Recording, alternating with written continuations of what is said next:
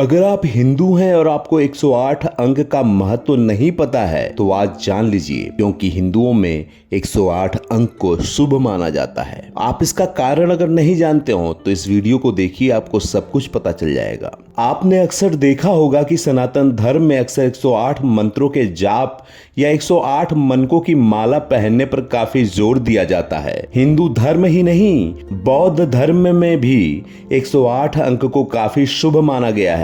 आखिर हिंदू और बौद्ध धर्म में 108 की इतनी महानता क्यों है? क्या आप इसकी वजह नहीं जानते? अगर नहीं जानते हैं तो आप पूरी वजह जान जाएंगे, क्योंकि आज हम आपको बताने वाले हैं इसका पूरा रहस्य।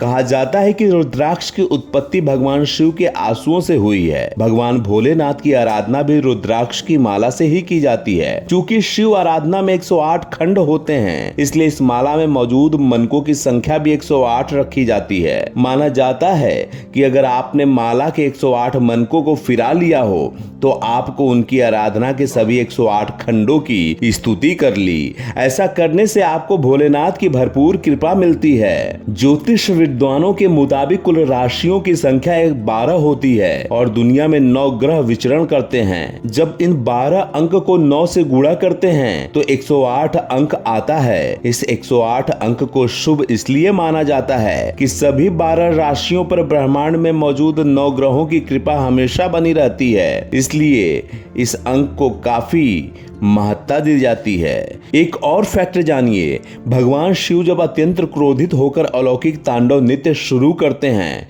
तो उनकी 108 नृत्य मुद्राएं बन जाती हैं। पुराणों में इन मुद्राओं और भोले शंकर के 108 गुणों का वर्णन किया गया है। यही वजह है कि सनातन धर्म में 108 अंक को इतनी महत्व यानी इंपॉर्टेंस ऑफ 108 नंबर सनातन धर्मा दी गई है। चलिए एक और फैक्ट बताता हूं मैं आपको। 108 अंक का रहस्य भगवान श्री कृष्ण से भी जुड़ा हुआ है। कहा जाता है कि वृंदावन में कई गोपियां थीं जो भगवान श्री कृष्ण को पसंद करती थीं, लेकिन उन्हें 108 गोपियां बेहद प्रिय थीं। इसकी वजह ये थी कि इन्हीं 108 गोपियों के साथ कान्हा का बचपन बीता था, इसलिए भी इस अंक को शुभ माना जाता है। अब बौद्ध धर्म की बात कर लेते हैं। सनातन धर्म ही नहीं, बौद्ध धर्म में भी 108 अंक को बहुत इंपॉर्टेंस दी जाती है। जापान में बौद्ध धर्म के अनुयायी नए साल के आगमन और बीत रहे साल को विदाई देने के लिए 108 बार मोनेस्ट्री की घंटियों को बजाते हैं। ऐसा करके वे मानते हैं कि मानव जीवन में कुल 108 भावनाएं होती हैं, जिन्हें वे साल बदलने के साथ ही शुभ करना चाहते हैं। तो अब आप तो ये जान ही लिए होंगे कि 108 का महत्व क्या है और क्यों इसे शुभ माना जाता है, क्योंकि एक नहीं बल्कि इसके पीछे कई कारण हैं। अगर आप चाहते हैं कि इस तरह की जानकारी मिलती रहे और सनातन धर्म का ज्ञान बढ़ता रहे तो आपको बहुत कुछ करने की जरूरत नहीं है। बस इस चैनल को सब्सक्राइब कर लीजिए, हमारी जानकारी आप तक पहुंचती रहेगी।